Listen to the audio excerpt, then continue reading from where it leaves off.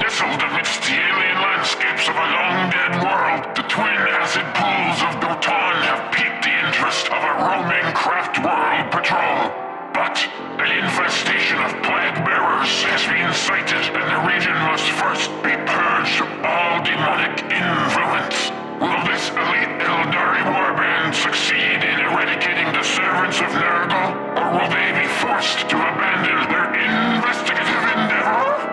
Welcome to Mountainside Tabletop!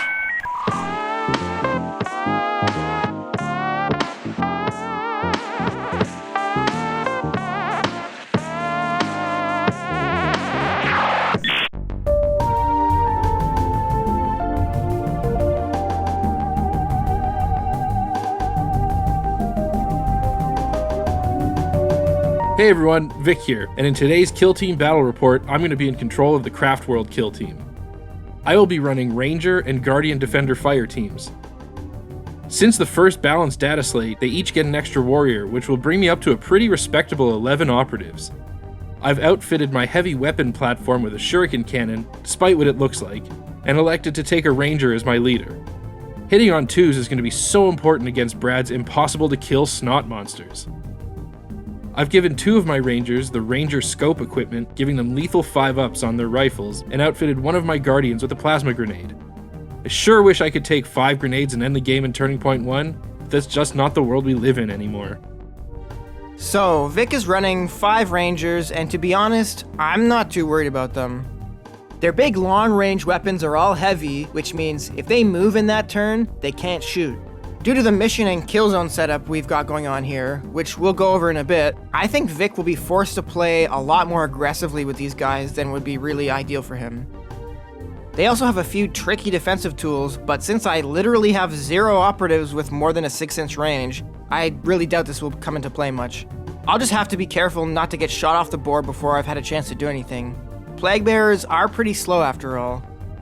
The Guardian Defenders kind of just pose the same dangers as the Rangers. Their main strength against me is just that they have full range weapons and I don't. The strongest operative on the board here for Vic is the Heavy Gunner and her platform, which can definitely one-shot any of my demons. Vic's gone with the Shuriken Cannon weapon profile, since the AP that most of the other profiles provide won't do anything against my team-wide invulnerable save.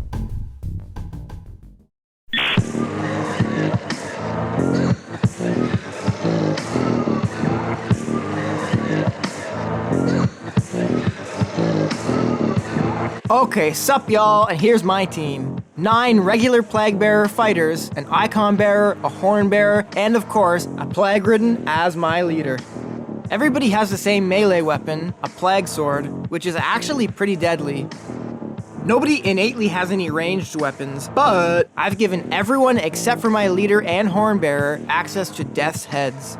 Nothing super fancy, but they are pretty decent pistol range weapon options at 1 EP apiece. All of Brad's operatives are pretty similar. Unfortunately, they're all similarly scary.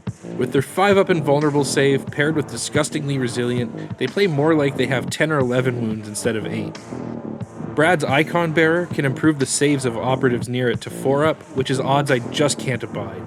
The Horn Bearer also represents an issue for me. One saving grace I have is how much faster my units are than Brad's, but the Horn Bearer has an ability which will totally nullify that advantage, and I really can't afford to tangle in melee to contest the middle objectives. I will need to focus on eliminating these 2 targets early and take advantage of any opportunities I have with them out of the game. For this battle, we'll be playing the Escalating Hostilities mission. There are 6 objectives placed symmetrically around the map.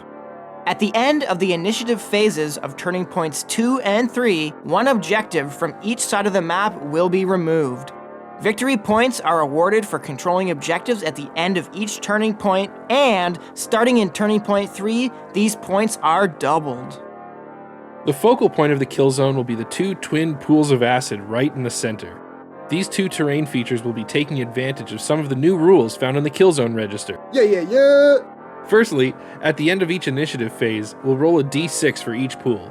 On a 5 or a 6, the green acid in that pool will gain the Smoke Haze trait for the remainder of the turning point. Additionally, both pools will have a slightly modified version of the Dangerous trait. If an operative is activated or moves within 2 inches of the green acid, a d6 is rolled. On a 1 or 2, nothing happens, but on a 3 or 4, they take 1 mortal wound, and on a 5 or 6, they take 3 mortal wounds. To increase the impact of these terrain features, we've increased the area operatives are required to be within to control the 2 center objectives. They'll now need to be within 2 inches from the edge of the objective instead of the center. Finally, the crater elements surrounding the acid itself will be counted as light terrain. We also have a bunch of heavy and light scatter terrain that will help fill out the rest of the battlefield. Oh yeah, one more piece of terrain, the subscribe button. Its effect is, if you click it, you make us happy and help support the channel. Is that stupid? Yeah, no, that's good. So Vic won the initial roll-off, and he decided to play as the defender.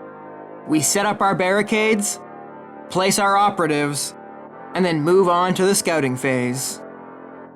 Vic goes for the free dash while I select the additional barricade.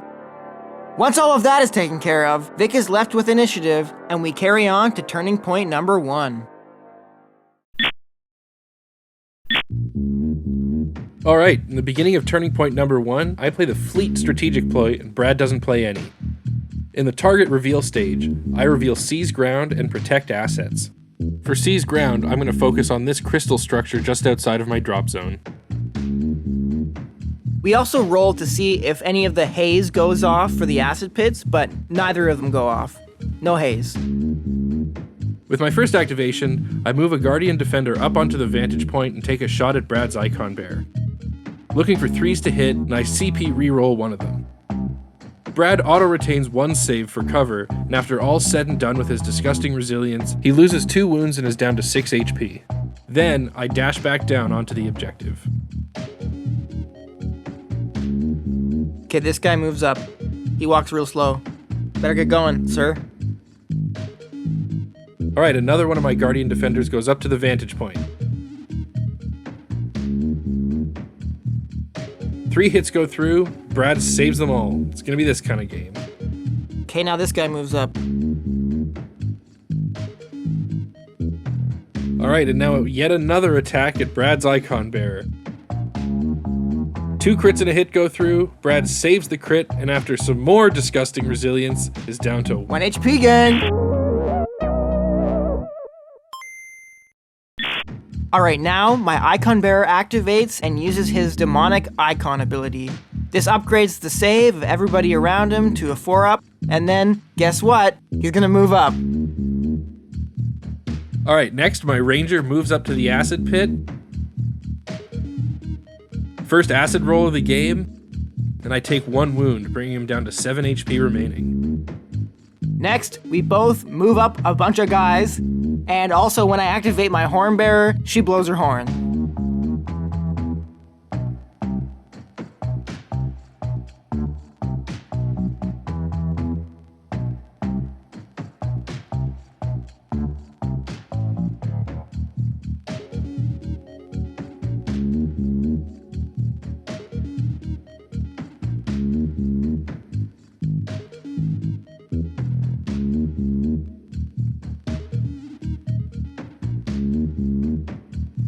Well, I was hoping to get a shot off with my big gun, but it's not going to happen this turn, so the heavy gunner and the big gun pass. And then, in a stunning move of tactical brilliance, I move another guy up. Alright, now my last Ranger is just going to pass and keep watching this angle. I'll move a guy up. Next, I move a Guardian Defender up and lob a plasma grenade into this group of guys.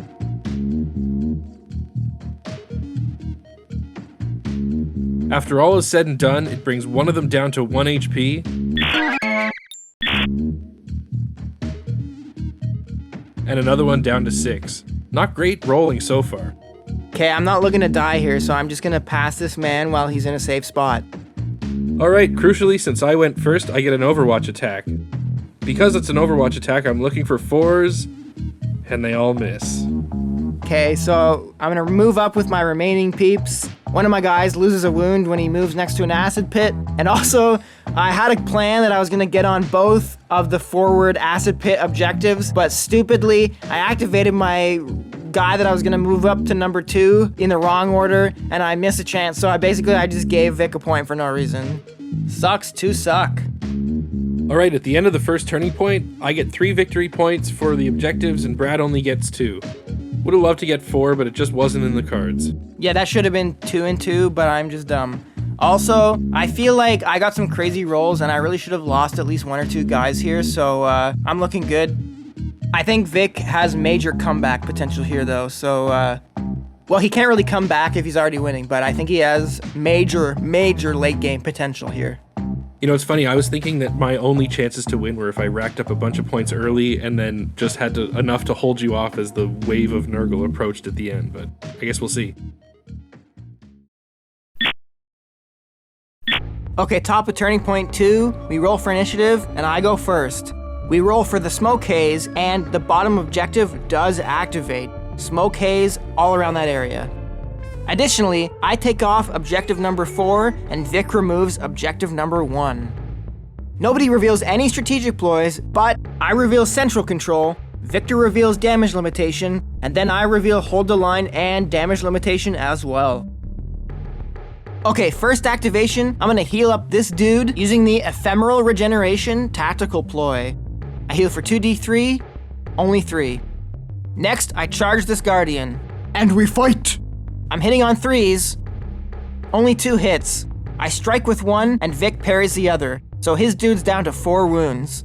Also, I took 1 wound from the acid when I ran in here, but I saved it with disgustingly resilient. Big money. Alright, now my ranger at the mouth of this acid pit is going to activate. Of course, I roll my first 6 of the game and take 3 mortal wounds, bringing him down to 4. Next, I'm going to shoot and kill one of Brad's Plaguebearers and then dash away.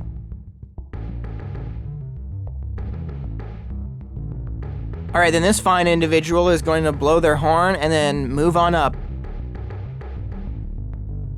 Alright, with this Guardian Defender up on the vantage point, I'm going to take a shot down onto the nearest Plaguebearer. I roll pretty well with a crit and a hit, the normal being upgraded to a crit because of rending, and then I use a CP to reroll one of the misses, bringing it up to 2 crits and a hit. Brad used Warp Surge when the unit was first targeted, giving him the ability to reroll any of the defense dice. Unfortunately for me, he didn't have to reroll any of them, he saves both crits, and then with Disgusting Resilience, only 1 wound goes through after all of that. Alright, this gentle sir charges up and kills Vic's Guardian on the bottom acid pit. 1 hit is all it took. He's dead. Next, my heavy gunner's going to activate the weapon platform and take a shot with the shuriken cannon. I roll 3 crits and a hit, and that is a dead Plaguebearer. Alright, this dude's in a good spot, so I'm just gonna pass. Well, he's actually not in that good of a spot, but I just don't want him to die, so he's gonna pass. Alright, next up, my ranger's going to shoot the Plaguebearer on objective number 5. Only looking for 2s here, and 3 hits go through. That is not disgusting enough resilience, and he's dead. Alright, this absolute tank of a Broseph is gonna move up to the bottom acid pit. When he gets there, he rolls for the acid, but he just gets a 1, so he's safe. Alright, we're going to take another shot with one of my rangers, and what a terrible roll! 3 1s!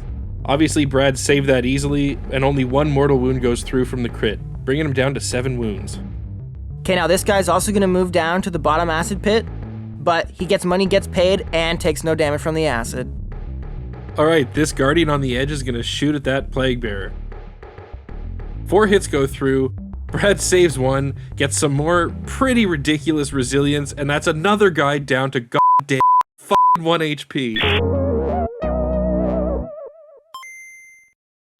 Alright, after that ridiculous miss, I'm going to move up to the acid to contest the objective. Of course, I get a good roll now, roll a 5, and take 3 mortal wounds. Okay, then this guy moves up to the top acid pit, but he, again, does not take damage. Easy game, easy life, don't at me. Another Guardian moves up onto the vantage point and fires onto the Plaguebearer. 2 crits and a hit go through, I spend a CP on a reroll, which of course is useless, and Brad saves 1 hit, meaning 8 wounds go through. Unfortunately, through Disgusting Resilience, he saved 3 of them, bringing him down to 3 HP. Really needed that kill for protect assets. I'm gonna move up another guy. It is so frustrating that at the end of this turning point, I'm going to be losing to someone that basically just moved every unit 2 inches and did nothing else. At this point, my leader shoots Brad's unit that's just standing in the middle of the battlefield. Lethal 5 with balance, I only need 2s. Fortunately, I get a crit and 3 hits, Brad saves the regular, and the Plaguebearer dies. Okay, next, I'm gonna move up no guys. What? Just kidding, I'm gonna move up a guy.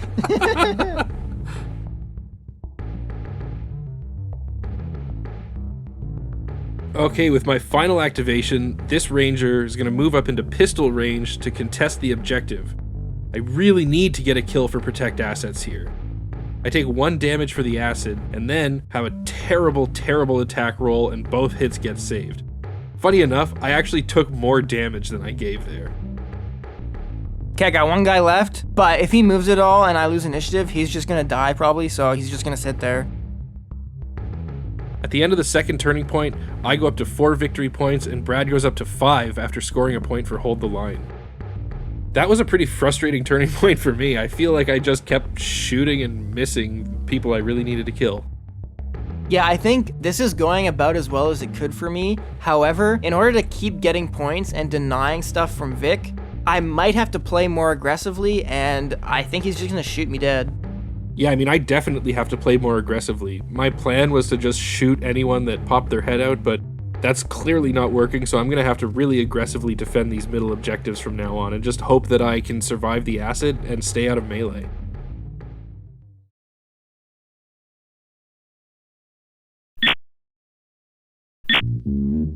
Alright, turning point number 3, initiative gets rolled, and I win again. The final non-acid pit objective markers get removed, and then we roll for the smoke haze. It's the same as the last turning point, just the bottom acid pit gets activated. Neither of us declare the use of any strategic ploys, and all of our tac ops are revealed, so we just get right into it. First up, my leader. He charges in towards this dude and takes no acid damage. Then they fight, and my Plagueridden Leader destroys this poor Eldari dude. But I'm down to 7 wounds.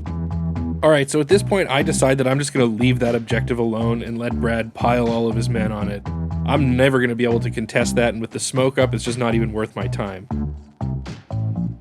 I shoot the unit on the other objective, kill him, and then move down to behind the crater. Fortunately, I pass the acid save and take no damage. Okay, next up, I activate my Horn Bearer. I decide this time she's not going to play her little song and just move up and dash to get onto the acid pit at the bottom of the map. She rolls for acid damage, but takes nothing, so she's chillin'. I was pretty surprised that Brad didn't kill this ranger that's just standing in the middle of the map, so I have to activate him before he's gone. As soon as I activate him, I have to take an acid save, which of course I roll a 6 on and take 3 wounds, bringing him down to 4. Then, I dash away to shoot the operative on the objective that I'm focusing on. At this point, I decide to pop Warp Surge on this guy because I really just do not want him to die. I spend a CP to improve my roll, 2 crits and 2 hits go through, which is great, 8 wounds are through, and then of course, Disgustingly Resilient saves just enough to bring him to, of course, 1 HP, gang! This is absolutely demoralizing and is hands down the most tilted I have ever been on the internet. Now this little stinky green man's gonna charge Victor's less stinky tall man. First, I take 1 acid wound.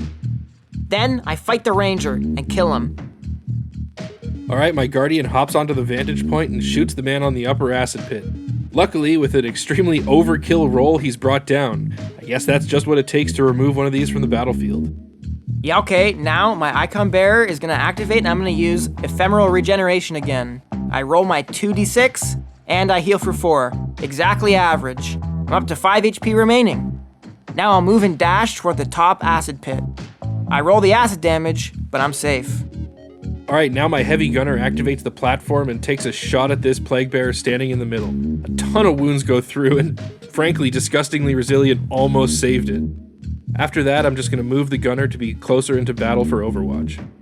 Okay, now Snuffleupagus is gonna activate, and first thing he has to do is roll for acid, and he kills himself. So that's his turn. Alright, next my ranger shoots Brad's leader. I score 2 crits and a hit, and only 1 crit plus 1 mortal wound go through. Brad's leader's down to just 4 HP. Yikes. Okay, I'm pretty sure I've lost at this point. I have like no guys left, but I guess I'll just move this guy closer to the Hornbearer. Next, I'm going to take a shot at Brad's leader with this ranger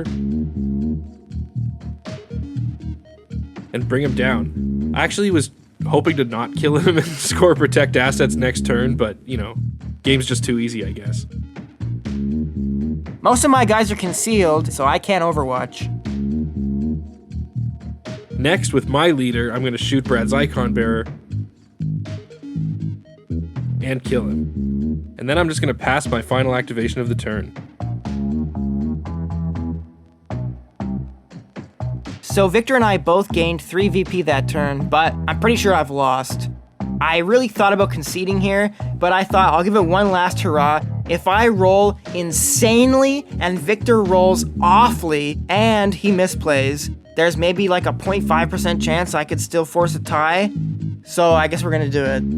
Also, everyone knows I love resigning, but even I wouldn't resign while actually ahead on the scoreboard. Yeah, it might not look bad now, but just you wait. Vic has a lot of points coming in.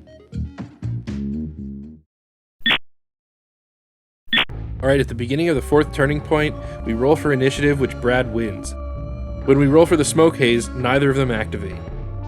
For strategic ploys, I play fleet, bringing me down to 1 CP, and Brad doesn't play any. Alright, so I start the turning point off by activating this dude.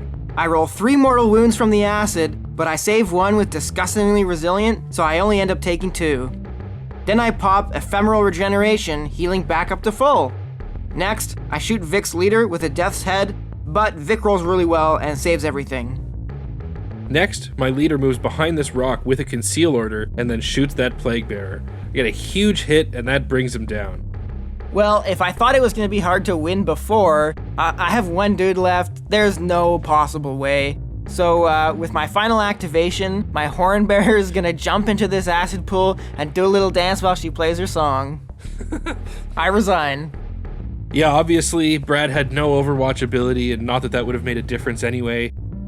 I was going to move a bunch of units up to this crystal to secure 2 points for Seize Ground. I was going to take both objectives from him, and he really just had no recourse here.